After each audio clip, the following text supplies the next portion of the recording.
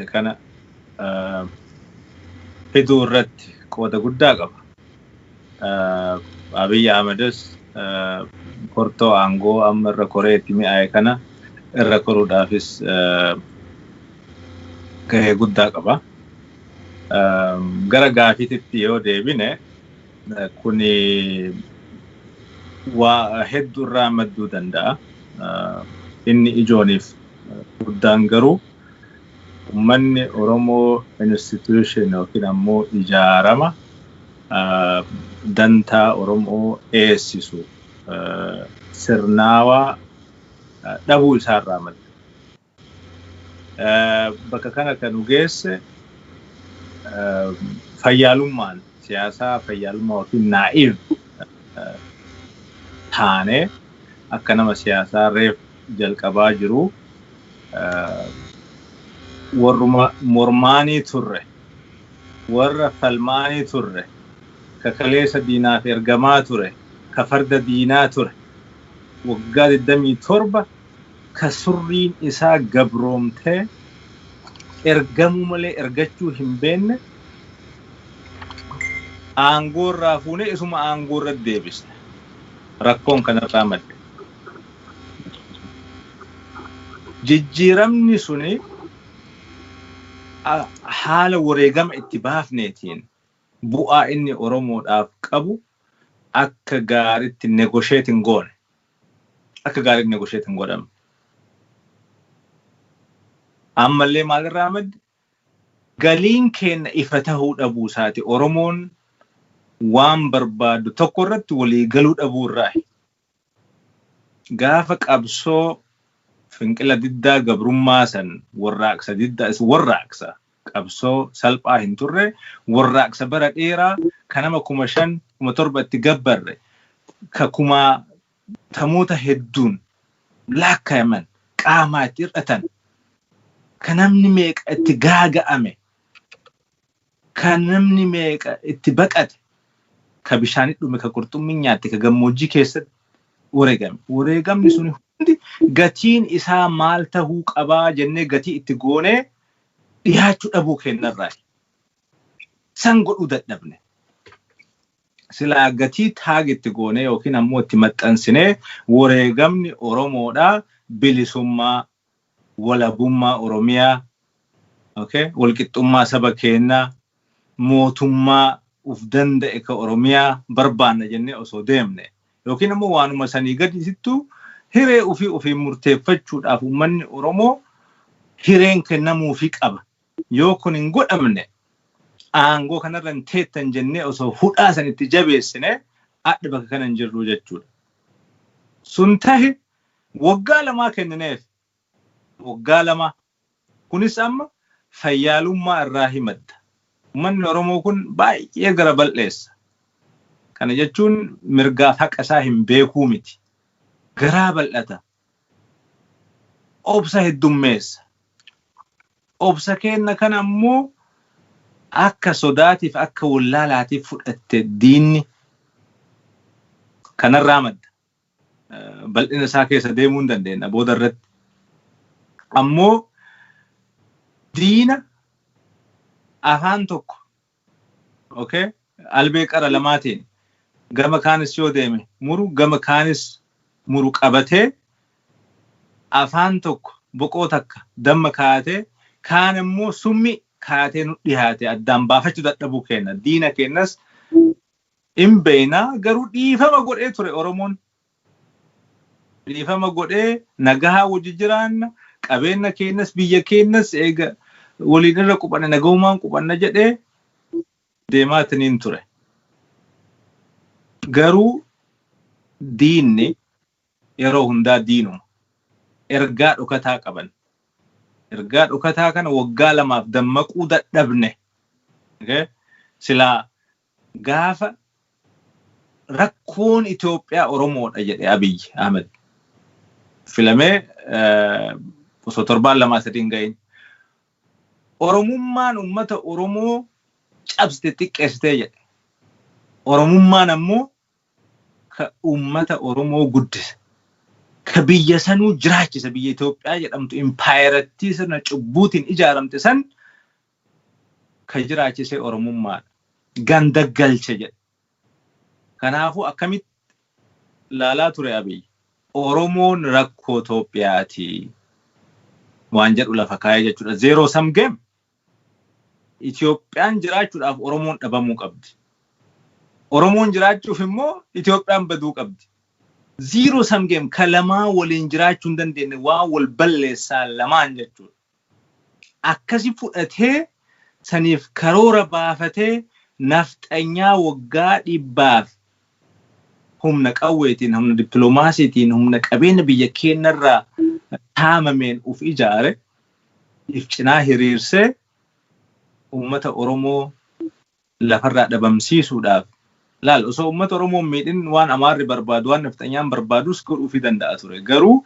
kaayoon isaa Oromoo cabsu nama kana amanne nama kana abbaa gadaa ilma abbaa gadaa jenne abbichuu jennee maqaa adda addaatiin moggaaf nutti maa deeme garuu takkaan hin sobne namichi kun takka nutu garaa bal'atee waa mara baasaniin dubbatanii nuun jedhan dhaaba Oromootiin aangoo qabatee Oromiyaa balleessuuf hojjete balleessees jira already OPDO'n dhaaba maqaa Oromootiin ijaaramte dhaaba diinaas taatu sabboontonni keessa turan haa diqqaatu haa guddatu sagantaan isaan deemaa turaniif Oromiyaa biyya jettu tana keessatti faayidaa Tigree eessisuullee yoo taate Oromiyaan maappii irra jirti Oromiyaan caasaa akka mootummaatitti ijaarame qabdi san hunda diige namichi kun achi keessa ol dhufee aangoo qabatee jechuudha osoo inni diigu nummoo harka lafa jalaatiin nu hojjechuufi gaafa inni dhaaba kana diignee IPRDF diignee dhaaba Oromoo kan taane Somaalee kan taane ka Gaambellaa hin taane ka Itoophiyaa ta'e ijaarra jedhee gaafa inni gadi ba'es inuma callisne. Omaan jan.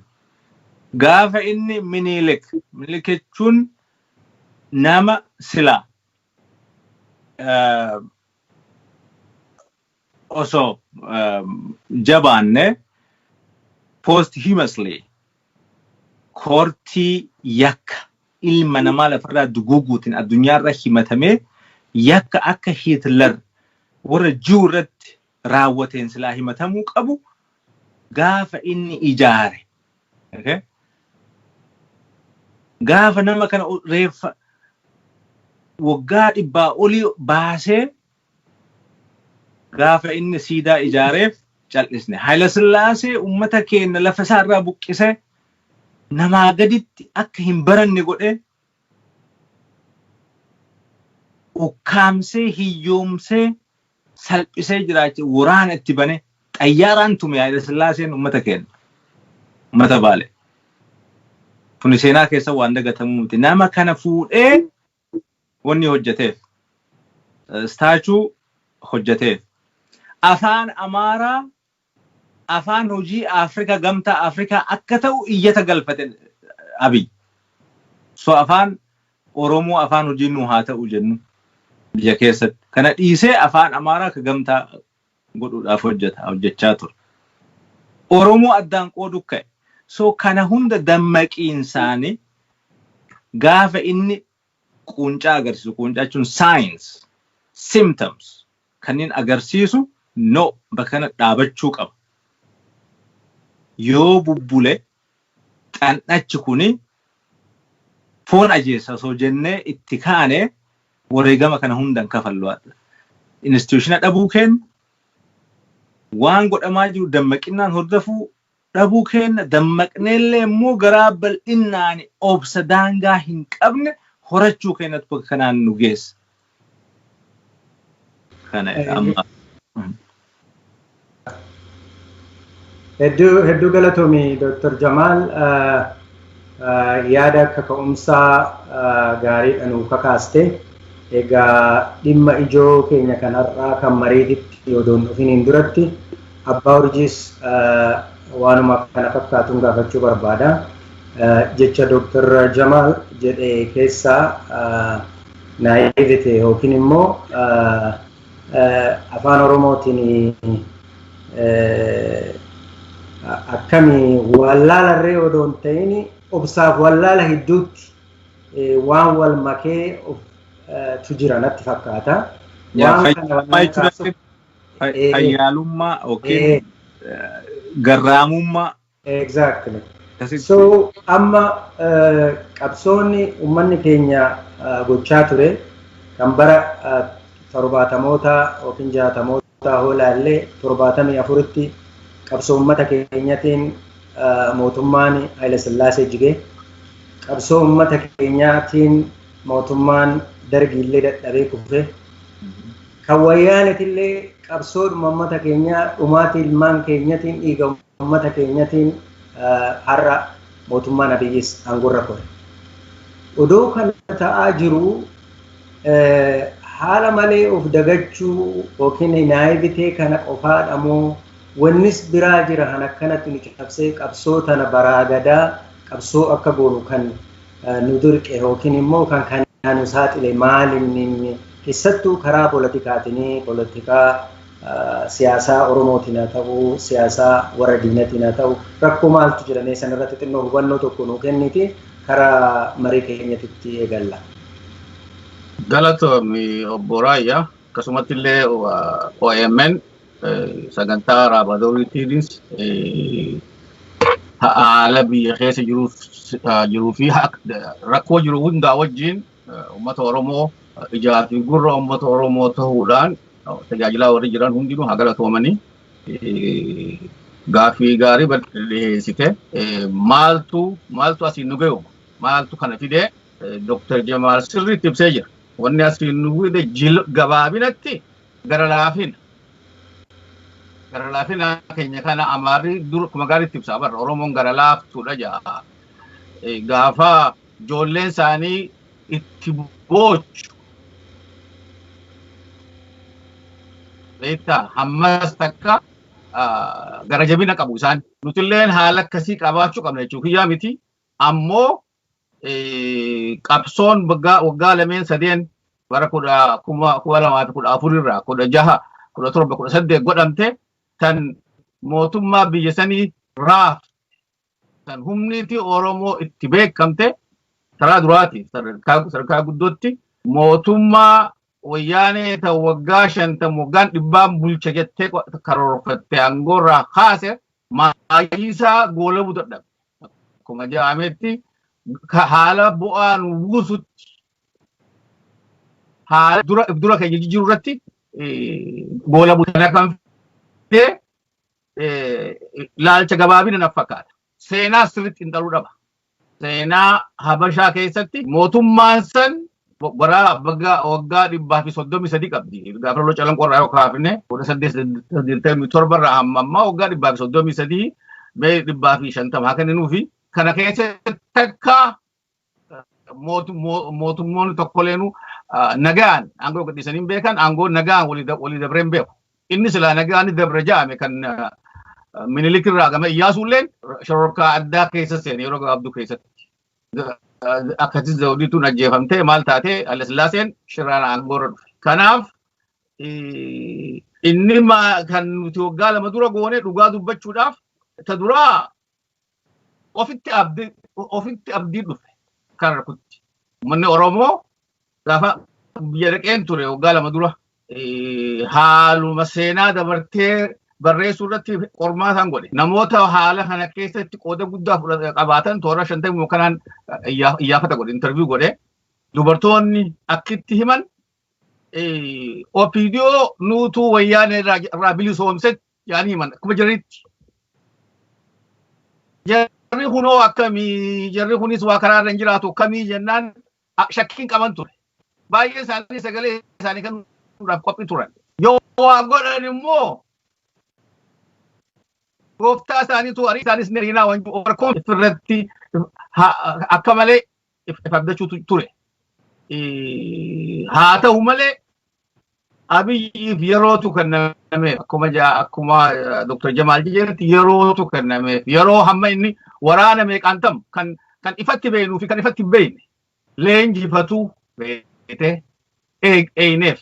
Arras silaa shororkaan Oromiyaa keessa jirtu silaa waggaa 2 dura fincilli kun jalqabee hin jiraatu ture. Kanaaf wanni hiree isaa kennuun san inni immoo abadan afuran baafanne akkuma jedhamutti waan Oromummaa inumaan qabu durumarraa waan takka sabboonaan hin taane jedhee takka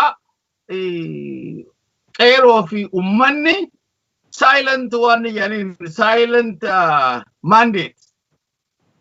Silent mandate kannaniif warra tiim lammaa jedhamuuf not for Abiy warra tiim lammaa jedhamuuf jara kannanii amannaa nama keenya dhugaadha diinaa wajji nyaatanii nu gananii jiranii ammoo haa ta'u malee foon fi ajaa'iba jedhanii hin darbanii jaameeti waa hayyamni kennameef. Abiyyummoo guyyumaan goorra beerraa kaasee Minilik faarsuu eegale. Ammatti qoonga deemuu toofta jaamaa ture. Tooftaa Amaara fitti qabuudhaa fi afaan biyya keessanirra wal lolle. Amaara fitti qabuuf tooftaan barbaachisu. Taantu nu barbaada malee nuti isaan hin barbaadu. So nama si barbaadu tooftaa qabaachuu qaba. Ati dhugaatti himuu qabda. Isa santu gaa deemee hamma waan nuti abdannu hunda nu jalaa diiguu akka amma lafta qeerootti. Isuma qabnu Dr. Institution hin qabnu jee isuma qabnu xixiqqaa sigalee saba Oromoo irratti lollabsi. Dhaabota Oromoo kaan hidhee kaan ajjeesuu irratti labsi.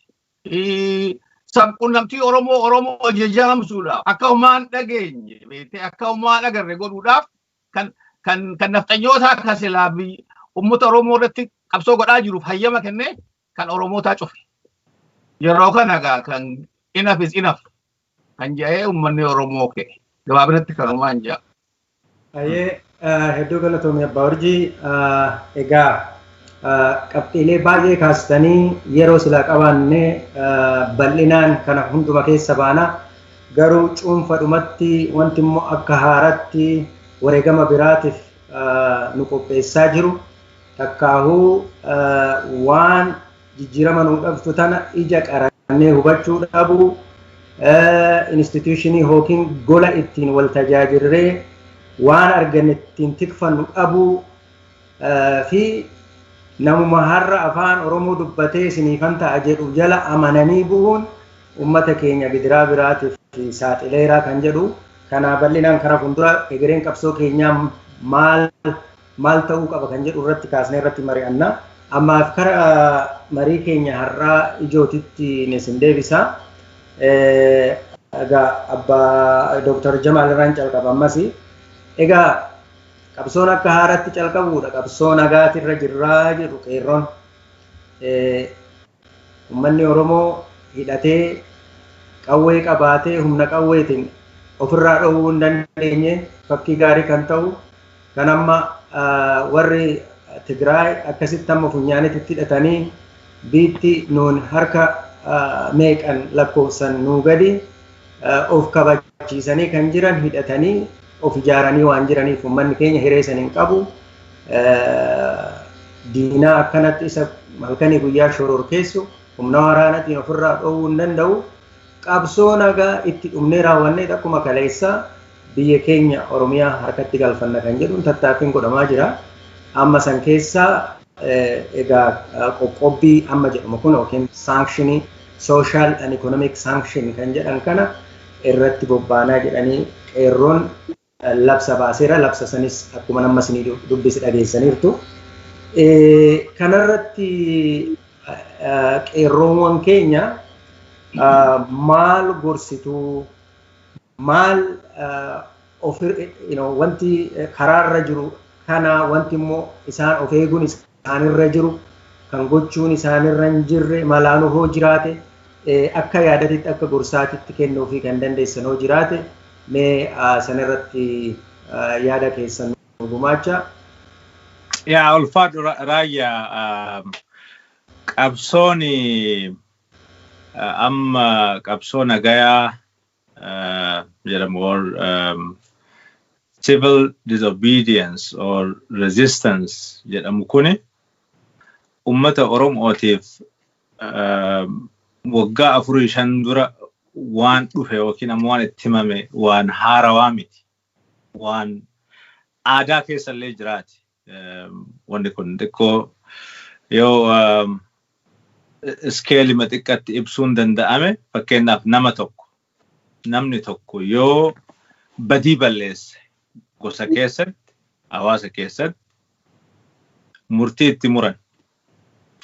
Yoo murtii kana fudhachuu dide keessaanuu yoo ummata isaa gane, yoo faallaa ummata isaa dhaabate in qopheessan. Muukuutti muran, muukuu jedhani yookiin qopheessuu yookiin wuxii yookiin ammoo haga waakkachuutittuu gayan. So wuxii kun maal fa'a? Yoo du'e irraan awwaalan, yoo rakkate rakkoo isaa biran dhaabatan, cidha isaa hin dhaqan, hin liqeessaniif, ollaan ibiddarraan fudhatu, bineensarraan dhoorkan, yaa'a ummataa yookiin immoo walgahii ummataa keessatti qoodan fudhatu, yoo inni nama ajjeese gumaarraan baasan, yoo nama sisarraa ajjeesan gumaarraan baasan. Kuni it's a civil disobedience. Murtii hawaasni yookiin ammoo ummanni waan isaaf tolu nama didirratti murteessu jechuudha. Kun waan haaraa miti. Garuu amma haala baranee kanatti yoo as dhufneetiin hin jenne dituun waan ummataaf hin taane ummanni mirga uumamaa ka Rabbi isaa kenne kanamuu irraa fudhachuu hin dandeenye. Mootummaayyuu ummatatu uumaa meeshaadhaa bar mootummaan yoo ummanni fedheef eeyyame qofa mootii ta'uu danda'a. Waan ummanni fedhu tajaajila ummanni barbaadu kenna mootummaan. Yoo kanan godhin mootumuu hin danda'u. Mootummaa ummatatu aangessa. Aangawee ammoo yoo farra ummataa ta'e. Yoo ammoo ofitti himee eebjuu wahiitiin mootii yookiin ammoo nugusa nama ta'uu barbaadu tokko dhaabadhu jechuuniin mirga ummataati. Nama akka isaa kabaatii sagalgaratti baadhatamee dhalateen qeheen isaa irraa fudhamtee qabeenyi isaa irraa saamamee mirga namummaa isaa irraa fudhatamee jedhe kana kun kanama isaa hayyuu isaa ajjeesu ka eenyummaa isaa barbadeessuuf balleessuuf deemu halkan takkaa bulchuun of tuffachuudha yookiin ammoo gabrummaa fudhachuudha. Kaacaaluun haala sukkaneessaa saniin ajjeefamee awwaalcha dhoorkame. Ka Jawaar osoo isaan barcumaa qabatee jala deemu fuudhanii hidhan ka isaaf hin taane kunniin waan dabalataati. Kanaan durattu jarri kun waggaan dura waggaa tokko walakkaan dura sila malli itti godhamu isaanirra ture. Gaafa his legitimacy yookiin fudhatama ummata heera mootummaa eenna heera eednaa heera sun fedhee haa ta'u heera san diigee OPDO diige. Maqaa ODP jedhutti moggaase sila gaafii ka'u isarra ture. Ani OPDO barbaadee odoon ta'in namni tokko yoo ka sirnaaf seera dogoggoraa soo ta'e waan irra jiru san yoo kabaju ta'e sirna qajeelaatis kabaja. Yoo san hin kabajin kabajuu hin danda'u. ODP tanas sirnaaf seera at least ummanni waggaa 5 dura kaardii buusee filatee jira. San diige. Gaafa san diige mootummaan jedhamu sun akka diigametti fudhatee ummanni dhaabadhu bakka kanatti. Mootummaan haarofni bakka kanatti dhaabbachuu qaba. Heera si fidee barcumaadha si kaa'isanuu diigdee jirta isaa kabajaa hin jirtu jedhee bakka itti godhu sarara ture. Ka Jawaariif ka Hacaaluu kun waan dabalataati. Anaaf akka ani yaadu. So baay'ee yeroo kennaneef. Amma biyya keenya irratti abbaan ka murteessu nu karaa keenya tajaajila ka kennuu danda'u faadaa Oromoo qofaaf kan agarsiisuu danda'u qabna. Tuffiin nu tuffatamne. Qabeenya kennaan, dhiiga kennaan, hayyummaa kennaan, aangoo irra bahanii nu tuffachuun immoo dhabama wayya. Maqaan baduurra mataan baduu wayya jedha Oromoon uumamaa. Mataan baduu wayya. Tuffatamanii jiraachuun hiyyoomatanii jiraachuutu irra wayya. Quufanii bulanii garboomurra. Garbummaa bara dhibbaa irra bilisummaa guyyaa tokkootu caala. Kanaaf wanni amma qeerroon godhu jiru kun amma gara wanni itti yoo deebine mirga qawwee hidhachuudha mootummaa qofaa fi waaqni hin kennine. Mootummaan ka qawwee hidhachuu qabuuf ummata isaa nagaa eegsisuudhaaf. Mootummaan ka loltuu bobbaasuu qabuuf ummata kiyya jedhu san irraa diina ittisuudhaaf. Garuu amma maaltu ta'u jira? Diinni isaatu ummata jechuudha. Diinni humna garee mootummaa iyyuu hin jedhuun yaani definitionii mootummaa hin guutu legitimacy baay'ee dhabee jira. Ummata irraa ufeegu jira jechuudha. Ummatuma silaa tajaajilu silaa eegumsa godhuuf kanarraa ufeegu jira. Ufeegu qofa odoon ta'in ummata fixu jira, gaaga'u jira, hidhu jira, tumu jira. Kun akkamitti obsamaaf? Uleedhaan akkamitti namni qajeeluu danda'a? Humnaan akkamitti buluu danda'a? Hin bulu. Kun eessattuu hojjetee hin beeku. Haga fedhe meeshaa fedhe haa hidhatu. Haga fedhe humna haganan jedhamne haa qabaatu. Okay? Bulchuu humnaan bulchuu hin danda'u. Eessattuu ta'ee hin beeku. Humnoonni gurguddoon addunyaa kanarratti highly sophisticated ta'an. Fakkeenyaaf Vietnam yoo fudhanne Ameerikaan waggaa hedduuf loltee injifachuu dadhabde. Iraaq akkas. Afghanistan Soviet Union waggaa 25 oliif itti duulte cabsuu hin dandeenye nama miliyoona 25. Maaliif? Ummanni yoo dide, ummanni yoo finqile yoo hin fedhu jedhe, humni waaqa gaditti ummata san bulchuu danda'u tokko illee hin jiru. Ammoo mala barbaachisa. Mala barbaachisa. We have to plan. Akka gaariitti qeerroon nu boonsitanii jirtan highly sophisticated. Groupiin mootummaa jettee olii gafee fiddutun mootummaa isinitti hin fakkaatin hin jirtu. Legasiin yookiin legitimasiin isaanii naannoo Finfinneetii ala hin jiru. Naannoo ofii hunda to'achuutu hin jiru. It's a failed state, by the way. By definition, failed state. Mootummaa kufee lafa jiru tokko. Xiqqooma achi dhiibuma barbaachisa. A little bit. Dhiibbaan guyyaa 5 cunqursaa meeqa gaaga'ama hedduu keessatti qoqqobbiin ni fi lagannaan gabaa ummanni keenya godhe suni dinagdee isaanii dakkaa godhee jira. Daaraa godhee jira dhugaa dubbanne. Kana ibsitu hedduutu jira.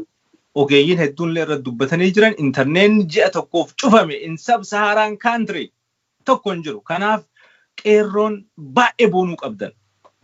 Kanatti hojiirra oolchuu keessaniif. Humni akkanatti jabaa nuclear kamuu cabsuu hin dandeenye, diiguu hin dandeenye hin jiru. Nu boonsitanii jirtan your discipline, naamusni, sophistication. Okay? Akkaataan isin wal dubbistan. determination murannoon waan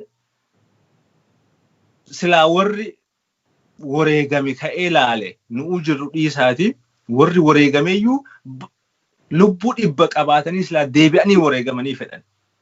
Baay'ee nama boonsaa haala gaariitti jira failed state kana irraanfatinaa failed state jechuun naannoo sovereignty isaa amma Tigraay jala hin jirtu. Tigraayin to'achuutu hin jiru biyyi Itoophiyaa jedhamu bulchaa jira jala hin jirtu. Naannoon kibbaa diigamee jira. Amaarri is anarchy. Somaaleen jala hin jirtu. Beenishaangul rakkina guddaa keessa jira. So haga san harkaa hin qaba jedhee socho'aa ture Oromiyaadha. Oromiyaan Wallaggaan Gujii waggaa lamaaf humna qabutti fixatee cabsuu dadhabe. Kanarraa muuxannoo fudhachuu qabnaa jechuudha. Wareegamni fedhe bahee qabsoon teenna xumura argachuu qabdi amma naga eegsisuu hin dandeenye sovereignty territory isaa eegsisuu hin dandeenye tajaajila ummanni barbaadu hunda dhaqqabsiisaa hin jiru. This is a failed state literally. Mootummaa kufee jiru. Xiqqooma hafuura dhiibbaa isa barbaachisutu jira. Of eeggannoon immoo barbaachisaadha. Amma kanarratti wanni ani qeerroodhaa dhaamuu barbaadu. We need discipline. Discipline kenna laal. Maqaa keessan ka armaan dura qabeenya namaan tuttan. Okay? Nama irratti hin xiyyeeffatan siistama irratti malee waan mootummaa walitti dhufu malee abbaa fedhee taanaan ajaja keessanii fi murtii ummataa nama dide ka fedhe obboleessa kiyyaallee yoo ta'e tarkaanfii irra fudhachuudha. Kuni no exception at all. Exception hin jiraatu. Warra immoo qawwee qabatee deemu kana amma abdii guddaa kutannaa guddaarra jiran. Isaanis ijibbaata dhumaa godhu jiran. Yeroo kana malaan bishaan waddan. Akka lukkutu malaan lolaa jette lukkuun takka miilli isaa mura ijji takka bal'aa akkamiin lolta lukkuu jennaan malaan lolaa jette. Akkasan malaan loluun nurra jiraata. Fuuldura itti deemu osoo hin taane humna isaan qaban kana suutaan jalaa cirree qullatti hambisuu hin dandeenna. Osoo nama kenna lubbuu isaan gaaga'in qaama isaa osoo hin gaaga'in gaafa kaan in argitan torbaan tokko booda meeshaa argatanii yookiin gurgurachaa deeman.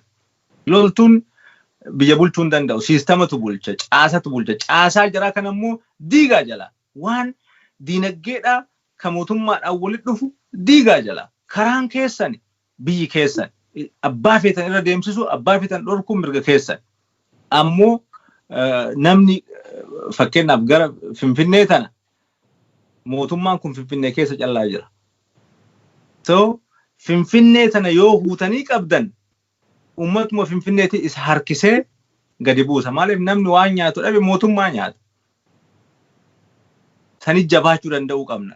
Magaalonni Finfinnee ala jiran ka Oromiyaa garuu wal keessa daldalachuu hin dandeettan. Karaa isin keessa bahee dabru. Ka isinit dhufu. Ka isinirraa bahu san kutuu danda'uun baay'ee gaariidha. Wal gargaaraa nyaataan akka namni kennan beelofne dadhabaan kenna harka qal'eessi kenna akka hin rakkanne nutis biyya alaatii halkaniif guyyaa dalannee waan dandeenyu olitti isin bira dhaabbanna rakkina kenna wal hubannaa inni injifannoon torbaan tokko lamaa ol fagoon jirtu isinit dheeressa dhiiba manaa godhaagaa. Bareedaadha. Abbaa Urjii karaa keetittanii deebi'aa yeroo saamannaa. Egaa labsii qeerroo dhageesseerta. Tokko labsii isaanii kana akkamitti ilaalta? Akkuma amma Dr. Jamaal gorsa kennaa turetti gorsi isaanii kenninu maalinni keessattuu gorsa ijoo kan ta'an haalan barbaachisaadha.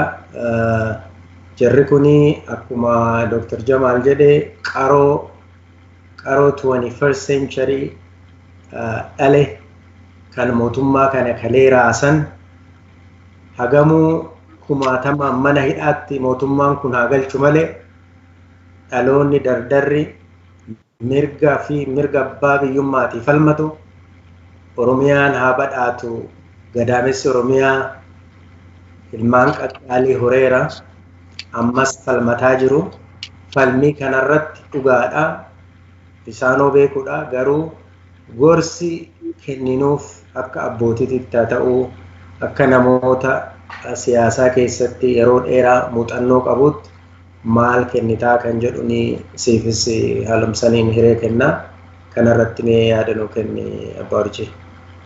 Galatoomi hedduu galatoomi.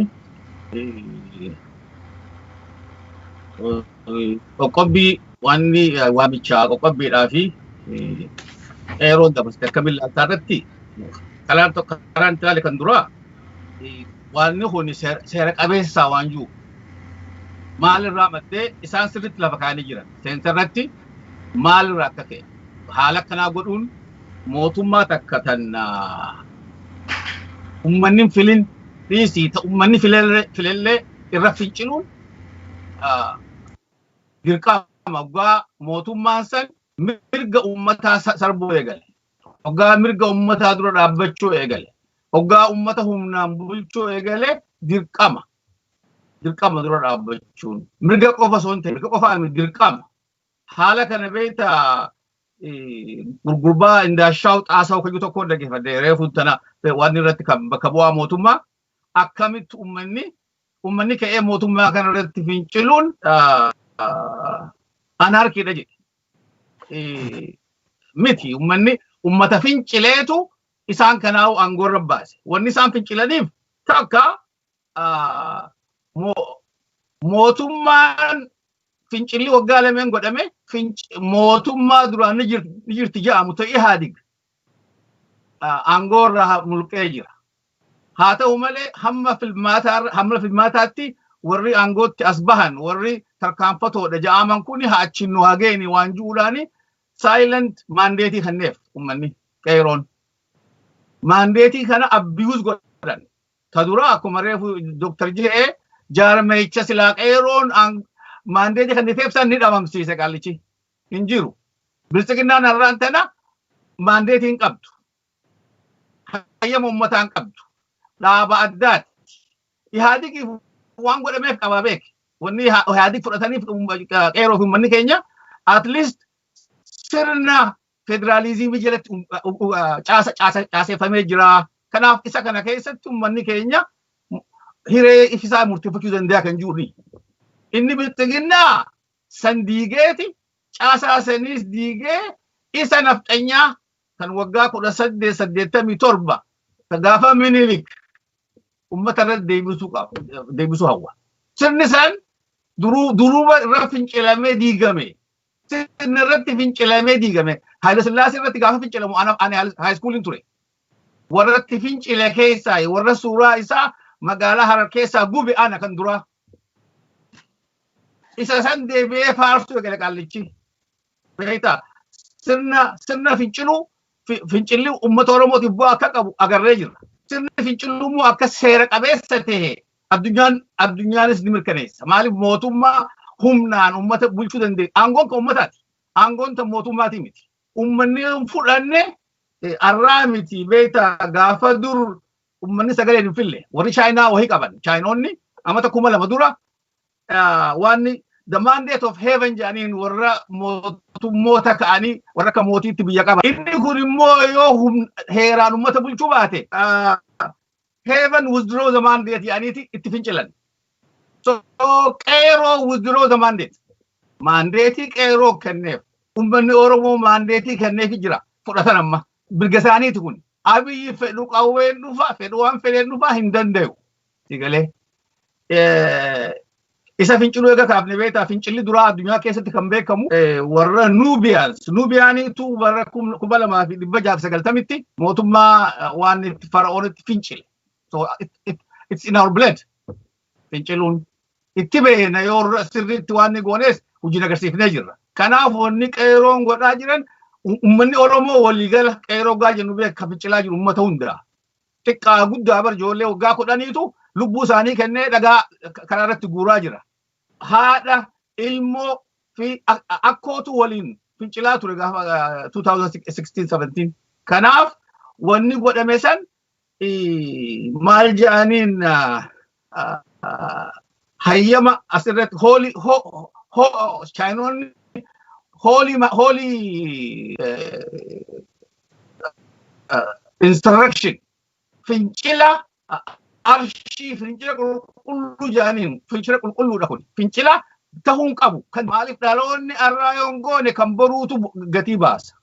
Kanaaf galatoomanii murannoo guddaan itti ka'anii akkuma ati baantu wanni isaan gorsinu of course waggaa lameen dabreerraa muuxannoo gaarii qaban. Ijoolleen waggaa lama dura waggaa 18 turte har'a waggaa 20 caalaa qarooma qaban hayyooma qaban. Kanaaf Dr. Hedduu lafa kaayee jira. Of eeguun barbaachisaadha. Waa godhuu keessatti jeenummaan isaan harka caasanii qawwee diinaa dura dhaabbatan san hangam diinni har'aa immoo kan haala akkasii hayyamuu miti. Wayyaaneen jara kanaa hojii wal cinaa ilaalte malaayika fakkaatti. Galee har'a ilma keetiitu fincilee jaaniiti haadhaa fi abbaa ajjeesaa jiran mootummaan tuni. Haadhaa fi abbaa obboleeyyan miidhaa jiran. Kanaaf isaan kanarratti amma finciluun barbaachisaadha. Haa ta'u malee dura dhaabbachuun qaban maaliif jireenyi isaanii barbaachisaadha. Karaaleen cufamuun mootummaan duruu bareedee jirti. Duruu baaragan. Duruu bareede mootummaan tun. Midhaan biyya keessatti jiraachuudha. Keessaa Finfinnee keessatti timaatiin tokko gaafa dhabame ummanni odoon jaalanne mootummaa jaba baasa. Har'aan kana taankiitu Shaashamannee keessatti deema. Taankii I don't know taankii maaliif akka baafatee wanti silaa taankiin bara Eertiraa Tigraay dhaquu qabdi bara. Dhugaa silaa taankii lubbuu qabdu taate silaa jeena ta'e eenyu namtichi jeneraaltichi dhihoo uummata Shaashamanneetti ija babaase. Egalee mootummaan tun mootummaa haaraa hin duutu ka jee maqaa sarraa fadheetiin jira silaa wayyaanetti kan ija baasuu qabu jee Biraanuu Juulaa. Silaa achitti kan ija baasuu irra ture. Inni kun immoo nama dhiiga ummataatiin jiraarrummaa harkatee beeke. Dhiiga ummataatiin. Kanaaf itti gaafatamni jira. Waan takka wanni beekamuu qabu qeeroon yoo haala jarri kun godhuu irratti itti gaafatamaa jira. Amma dhiheenya kana namticha waggaa 93 biyya Jarman Heegitti heeraaf dhaaban waan gaafa naazii Hitler ummata godheef. Gaardii ture. Gaardii mana hidhaati eeguu ture. Waggaa tokko qofa not even a year ji'a 8 mana hidhaa bakka uummanni ittiin miidhame eeguu ture. Isaa heeraan namicha waggaa 93 waggaa 3 firdiitti godhan. Kanaaf warri uummata Oromoo baasu waraanni warri kaabineen abbaan fedhe kan mootummaa boruutti gaafatama. Reefki reefki isaa hidhaa bahee wanni eekkaaf hin dhaanneef hin jiru. The same as ka Mallas. Warra Oromiyaa keessa jiru heerri itti gaafata. Kanaaf ijoolleen qeeroo sodaachuu qabdu, uummanni sodaachuu qabu. Warra waan kana dookumentii gochuun barbaachisaadha. Nama isa uummata miidhuu keessa ta'u waraanni dirqamni isaa uummata eeguudha.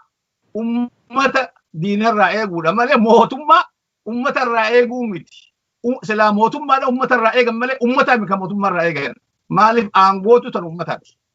Kanaaf haasooniin dheeressee jabaachuu qaban akkuma jedhametti yeroo mootummaa duute mootummaa humna hin qabne tan intarneet cuftu. Addunyaa keessatti intarneet addunyaa irra barbaachisaadha. Itoophiyaan biyya intarneetirratti biyyoota 210 keessaa 389 jirti. Even sarbiisii the last beete akkasuma hojiinu biyya hunda gurtee dukkana keessaa jirti. Kanaaf boruus godhuu ni mala. Sigalee ammoo isa kan hanqisuu qaba. Inni kun hanqachuu qaba. For good for last time. Kanaaf jabaadhaan ja'anii hanga danda'amutti ni gargaarra. Mala isaan caalaa waan hedduu beektaati asirratti jechuun gaarii miti. Kanumaan ja'ama galatu.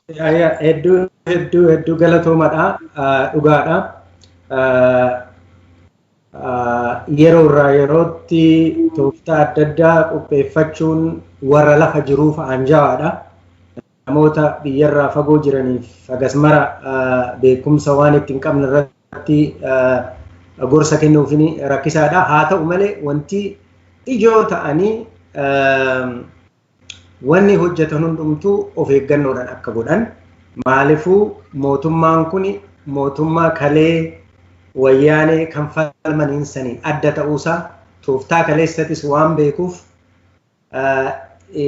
isarraa adda kan ta'e of qopheessuun akka isaanirra jiru taakka kan isaa kan biraa naamusaan sossa'uu kan Dr. Jamaal jedhe haalan barbaachisaadha. Hedduus murteessaadha. Kan ammoo akka fakkiititti addunyaa irratti seenaa addunyaa irratti kan tuqamu keessa sochii qeerroon baroota 2014 amma 18tti godhe suni haalan seena qabeessa sanum caala daran haala naamusa qabuun akeekni isaanii ifatti sirna kanaan falmuudha. Nama tokko yookiin immoo sanyii tokkoonii miti sirnaan lolaa jira Oromoon. Wanni sirnaan loluufis waan biraa odoo hin ta'in dhiibbaa dararama garbummaa baraagadaa kana ofirraa kuffisuudhaaf waan ta'eef mirga dhalootati kun kanaaf falmataa jira. San gochuu qaba. Kan biraa qunnamtiin isaan godhan qunnamtii hammayyaa kan ta'e kan mootummaa kanarra daran caala ta'uusaa baay'ee nu dinqisiisa. Akkaataan itti sossa'amu isa sanas daran jabeeffachuu qabu kan jedhu anis irrumatti dabaluu barbaada. Ergan kanan jedhee boodatti egaa Dr. Jamaalittan deebi'aa atiin keeroon keenyas gabaabbachaa waan dhufeef qabxiidhaan silaa lafa goone gaariidha. Irra caalattuu ta dura akkamitti qeerroon bu'aa fi yookiin immoo success and failure assees akkaataatti godhachuun irra jiru guyyaarraa guyyaatti gilgaaluu qaba. San akkuma gorsaatitti san irratti waan jettanii garuu irra caalatti waan irratti maa irratti amma mari'annu hegereedhuma qabsoo keenyaa kana ummanni keenya baay'ee madaa'e baay'ee kufe ifni aduun nu baate jedhu odoon beekin dukkanatti dhufaa jira. Sanirraa tana tammaa'ee xumura godhachuu qabna qabsoo bilisummaa ummanni keenya gaggeessaa jiru kana. Baraagadaa haadholiin Oromoodhaa bo'uun irra hin jiru. Gabrummaan tuni akkanumatti itti fufuun irra hin jiru. Sirni nu garboomsi kun buqqa'uu qaba. Saniif Oromoon maal gochuu qaba? Akka sabaatti, akka jaarmolee siyaasatiifis haa ta'uu, walumaa galatti akka sabaatitti akkamitti qophaa'uu qabnaa? Sirna akkanaa kana of keessaa buqqisnee akka saba bilisa ta'ee tokkootitti takkaahuu kophaa ijaaramnee akka biyyaatti jiraachuu yookiin warra ollootii keenya wajjin waliigalteen jiraachuu haa ta'u kanneen biraa ummanni keenya akka hiree ofii murteeffatuuf maal gochuu qabnaa kan jedhu san irratti mari'annee walgahii keenya goolabnaa. Hireen keeti Dr. Jamaal.